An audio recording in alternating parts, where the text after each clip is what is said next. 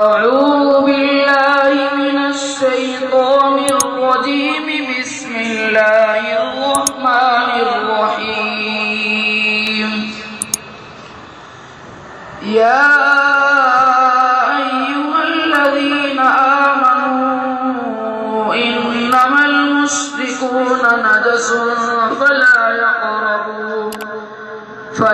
يقربوا المسجد الحرام بعد عامهم هذا، وإن خفتم عيلة فسوف يغنيكم الله من فضله إن شاء، إن الله عليم حكيم.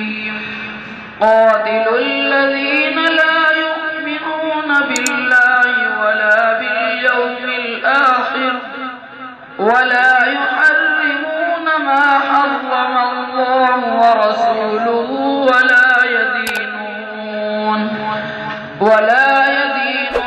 دين الحق من الذين أوتوا الكتاب حتى يعطوا الجزية عن يد وهم صاغرون.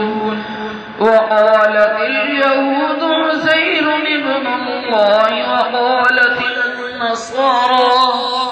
وقالت النصارى المسيح ابن الله، ذلك قولهم بأفواههم يضاهئون قول الذين كفروا من قبل قاتلهم الله أنى يؤفكون.